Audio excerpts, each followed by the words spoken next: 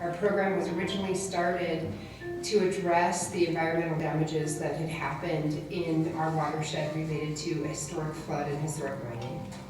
So CFLIP was started in order to bring the science to the classroom and inspire our students to take better care of their environment going forward. We do 4 days of in-class lessons discussing the history and everything that happened here. We talk about the science, and we also then bring the students out for a field trip on the 5th day.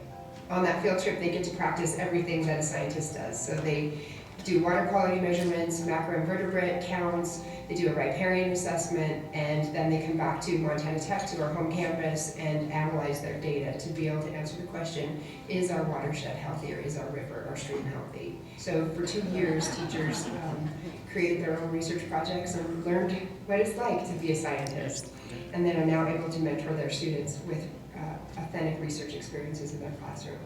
One of the great things that we get to do every year that inspires our community is we get to take kids out on a fly fishing camp for 2 weeks. And our students were some of the very first people to be able to catch a native cutthroat trout on a restored stream in Butte. So we are very privileged to be able to do that. Our students go forward and they tell their parents and they tell the community about how much we have done to restore this landscape and how we need to keep it protected for the future.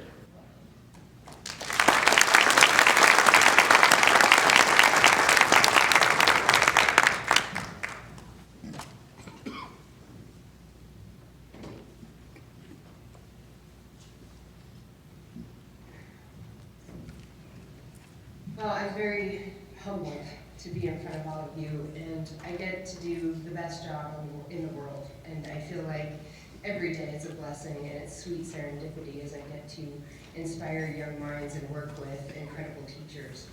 Our program is able to see about 4,000 students per year with my staff team and myself. However, we quickly learned that we needed teachers on our side and able to reach even more students and create the legacy that we were charged with creating, which was to have an active, informed, scientifically literate citizenry who would be the stewards of that landscape that we've been spending $1 billion restoring. So I'd like to thank the teachers that have made that possible and that work happen for all of us. And I do have 2 of them with me tonight, Judy Boyle and Michelle McCarthy, so I need to thank them especially. I'd also like to I need to thank my staff team at home, of course, and I'd like to thank AEOP, who does sponsor a couple of other programs on our campus, including a Fellows in Science program in the summer. And of course, NSTA, thank you for this award and this beautiful ceremony, and all of the educators who I get to share the stage with tonight.